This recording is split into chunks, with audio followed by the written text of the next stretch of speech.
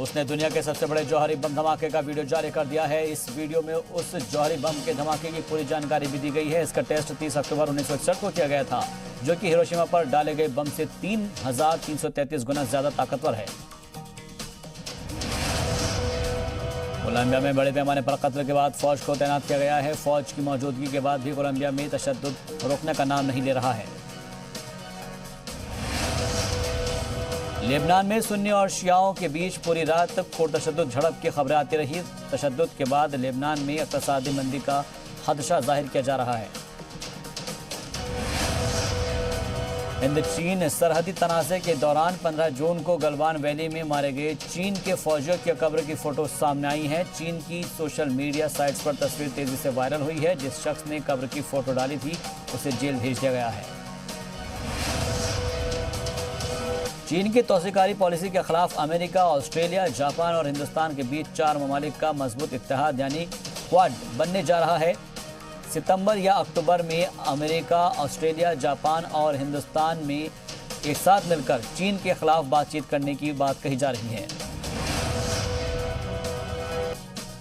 अमेरिकी वजीर दिफा मार्क एस्पर ने बिना नाम लिए चीन पर निशाना साधते हुए कहा है कि अमेरिका पैसिफिक सी के लिए 1 इंच भी जगह नहीं छोड़ेगा। इस इलाके में अमेरिका अपनी जिम्मेदारी से पीछे नहीं हटेगा। हवाई सूबे के दौरान एस्पर ने हिंद पैसिफिक इलाके को चीन के साथ ताकत की लड़ाई का मरकज बताया। नॉर्वे के दौरे पर गए चीन के वजीर खारजा वांग यी ने हांगकांग के जमहूरियत हामी कारकुनान को नोबेल पीस अवार्ड दिए जाने के खिलाफ आगाह किया है। चीन के वजीर खारजा ने कहा है कि ऐसा पहले भी हो चुका है। जब दलाई लामा को नोबेल पीस अवार्ड दिया गया था तब शदीद कशीदगी पैदा हो गई थी।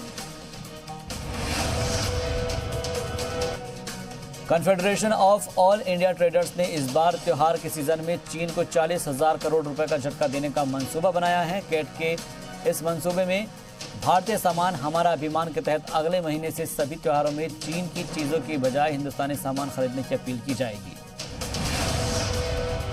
पाकिस्तान के लाहौर में मौजूद एंटी टेररिज्म कोर्ट ने दहशतगर्द हाफिज सईद के करीबी 3 बड़े दहशतगर्दों को जेल की सजा सुनाई है। इन पर टेरर फंडिंग का इल्जाम साबित हो चुका है। 3 में से 2 लीडरान को 16-16 साल की सजा सुनाई गई है।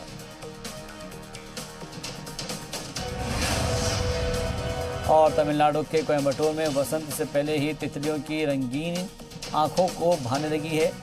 जहां तितलियों की कई नस्लों को देखा जा सकता है। लॉकडाउन की वजह से ऐसी कई तितलियों को भी देखा जा रहा है जिन्हें सालों से नहीं देखा गया था।